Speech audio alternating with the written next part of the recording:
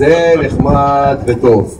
עכשיו אני אדייק, אני הטעיתי אותך, נכשלתי בלשוני, סחרר את מכוניתך. תן לי פה את הסביבון לפני שאנחנו מגיעים לך מוכרח.